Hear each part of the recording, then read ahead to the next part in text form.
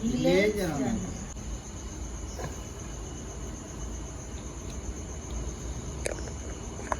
নমস্কার বন্ধুরা, ভিলেজ রান্নাঘর আপনাদেরকে সবাইকে আমার অনেক অনেক স্বাগত। আজকের রেসিপি মটন কারি। তো মটন কারিটা ঘরোয়া পদ্ধতিতে ঘরোয়া উপকরণ দিয়ে এটা বানাবো। তো অবশ্যই পুরো রেসিপিটা আপনারা স্কিপ না করে দেখবেন। নমস্কার বন্ধুরা, ভিলেজ রান্নাঘরে আজকে বানাবো মটন কারি। তো বন্ধুরা আজকে নিজের স্টাইলেই মটন কারি বানাবো। তো বন্ধুরা 500 গ্রাম মটন নিয়ে নিয়েছি, ভালো করে ধোয়া পরিষ্কার করে জল ঝেড়ে নিয়েছি। তো বন্ধুরা এবার আপনাদের সঙ্গে থাকুন, রেসিপিটা শুরু করি। উনুনটা ধরে গেছি, এবার কড়াইতে বসিয়ে দেবো। আমি ততক্ষণে 100 গ্রাম দই নিয়ে নিয়েছি 500 মটনের জন্য। এবারে আমি কিন্তু এখানে মশলা দিয়ে ভালো করে এখানে 1 চামচ ধনে গুঁড়ো আর 1 চামচ জিরে গুঁড়ো আর রেড চিলি পাউডার 1 চামচ দিয়ে দইটা আমি ভালো করে ফেটে নেবো। তো বন্ধুরা কড়াইটা গরম হয়ে গেছে, আমি দিয়ে দেবো সাদা তেল। এই খেয়াল চলে এসেছে। তো বন্ধুরা মটন কারির জন্য নিয়ে নিয়েছি আমি তেজপাতা, দারচিনি, স্টার ফুল, ছোটো এলাচ, গোটা গোলমরিচ, বড় এলাচ, জয়ত্রী আর নিয়ে নিয়েছি লবঙ্গ। একসঙ্গে দিয়ে দেবো।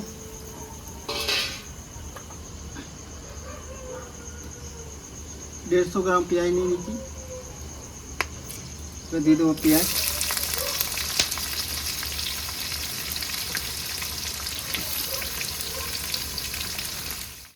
তো বন্ধুরা পেঁয়াজ আমি খুব বেশি একটু ভাজবো না, মটনের সঙ্গে সেদ্ধ হয়ে যাবে পেঁয়াজ।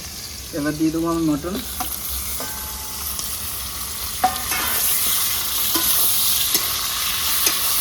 মটরটাকে ভালো করে পেঁয়াজের সঙ্গে কষে নেবো। এবার দিয়ে দেবো আমি 1 চামচ রেড চিলি পাউডার,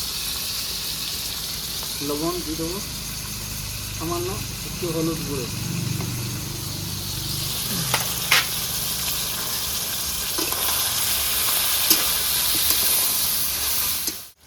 তো বন্ধুরা ভালো করে কষে নিয়েছি, এবার আমি দিয়ে দেবো আদা রসুন শুকনো লঙ্কা পেস্ট।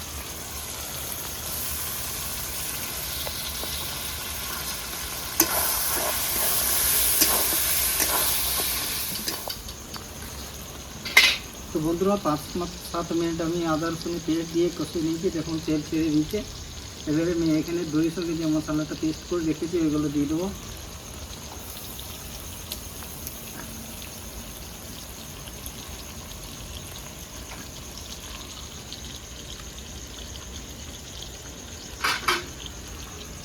বাটি থেকে জলটাও একটু দিয়ে দেবো।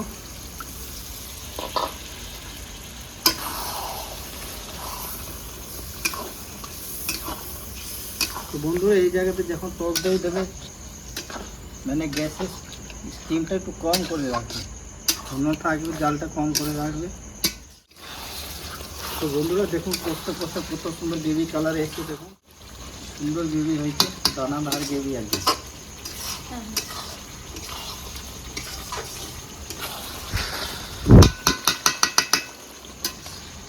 এটা ভাতের সাথে, রুটির সাথে, সবের সাথে খেতে ভালো লাগে। 10-15 মিনিট আমি ভালো করে কষে নিয়েছি। এবারে আমি দিয়ে দেবো জল। তো বন্ধুরা এখানে গরম জল দিতে হবে, ঠান্ডা জল দিলে হবে না।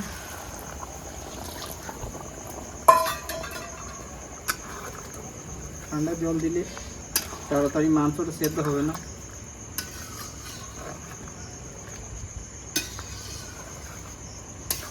এমনিতে একটু দেরি লাগবে সেদ্ধ হতে। গরম জল দিলে কি হবে না, টেম্পারেচার থাকে। হ্যাঁ, গরম জলের সঙ্গে সঙ্গে ফুটতে লেগে গেল, ঠান্ডা জল থাকলে আবার ঠান্ডা গরম হবে, তারপর ফুটবে। তো বন্ধুরা মটন কারি আমার রেডি হয়ে গেছে, এবার নামিয়ে দেবো। কি সুন্দর গন্ধ বেরোচ্ছে, দারুণ আছে। গরম আছে।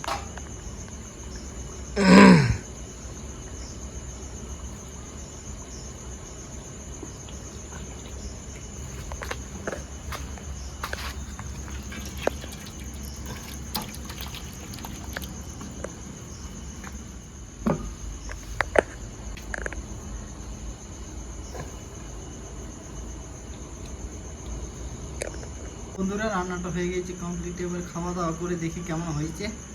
কালারটা দেখুন কত সুন্দর এসছে। তো বন্ধুরা রান্নাটা তো ভালো হবে, আর রান্নাটা দেখতে তো ভালো লাগলে খেতেও ভালো হবেই, নিশ্চয় হবে, না আমার কিছু নেই। তো এবার খেয়ে দেখি। বাস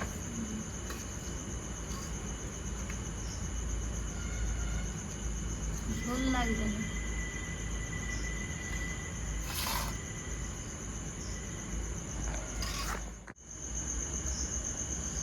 গরম আছে প্রচুর।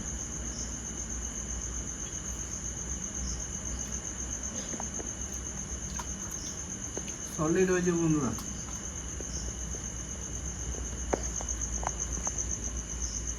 দুর্দান্ত, একদম বিয়ের বাড়ির মতো।